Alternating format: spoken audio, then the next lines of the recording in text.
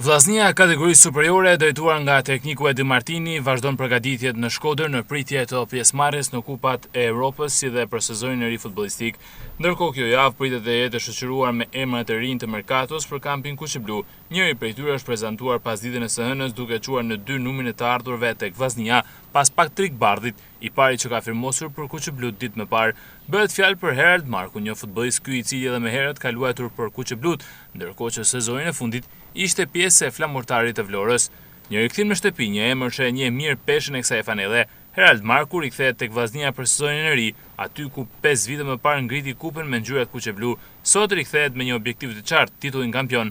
Mirë se u riktheve në shtëpi Herald, shkruhet në postimin zyrtar të klubit të futbollit Vllaznia. 2 bleret e reja, Bardhi dhe Marku, por edhe disa të rinj të spikatur në radhët e Vllaznisë B në kategorinë e tretë, pritet të hidhen në fushë nga trajneri Martini në misionin ndërkombëtare që do të luhet pas ditën e së mërkurës në stadiumin Loro Buriçi përballë Deçiçit të Superligës së Malit të Zi. Ndërkohë në horizont është edhe faza përgatitore në Sloveni ku kuqeblut do zhvillojnë pjesën më intensive të punës verore. Deri atëherë synimi i drejtuesve është që grupi të jetë sa më i kompletuar në mënyrë që skuadra të shfrytëzojnë maksimalisht çdo ditë përgatitjesh dhe të paraqitet sa më konsoliduar përpara sezonit të ri. Me interes pritet të mësohet kundërshtari i Vllaznisë për turin e parë kualifikues të UEFA Conference League. Ndeshjet zyrtare të raundit të parë të UEFA Conference League janë të programuara të luhen në datat 9 dhe 16 korrik.